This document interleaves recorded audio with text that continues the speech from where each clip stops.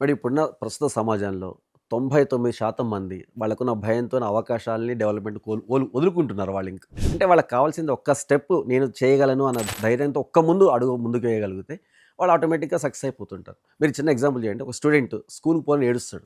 వాళ్ళ అమ్మ బలవంతంగా చేసి స్కూల్ ముందు వరకు తీసుకొస్తది. వాడు స్కూల్‌కెళ్ళిపోతాడు. ఎందుకంటే అక్కడ వాడికి ఆ ఇనిషియేషన్ స్టెప్ కావాలనమాట. ధైర్యం భయపడుతున్నప్పుడు హ్మ్. నేనున్నాను ఒక మీరు భరోసా ఇవ్వగలిగితే, లేదా స్కూల్ బాగుంది అన్న భరోసా ఇవ్వగలిగితే వాడు హ్యాపీగా వెళ్ళిపోతారు.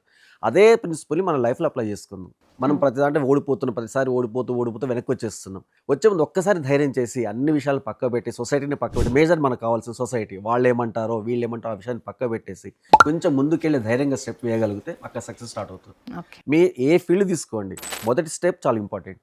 ఆ ఒక్క అడుగు గనుక ధైర్యంగా వేయగలిగితే ఇప్పుడు మీరన్నట్టుగా భయాన్ని మనం భయపెట్టొచ్చు. ఎందుకంటే భయం ఉన్న వాళ్ళందరూ చేయాల్సిందేంటంటే ఫ్యూచర్‌ని ఆలోచించొద్దు. నెక్స్ట్ గతంలో ఏం జరిగిందో ఆలోచించొద్దు.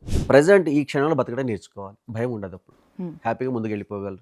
ఫ్యూచర్‌లో ఏం జరుగుతుందో అనుకుంటే ఇంకా అదొకటి భయం. అయ్యో! గతంలో మొత్తం అయిపోయిందే నేను ఇంకేం చేయాల్సిందనుకున్నా ఇలా ఆలోచించుకుంటూ కూర్చుంటే ఇప్పుడు చేయాల్సింది పోతుంది. అట్లా అందుకే మీరు దాన్ని వదిలేసి ప్రతి క్షణం ఈ క్షణంలో జీవించడం గల నేర్చుకుంటే సక్సెస్ అవుతారు.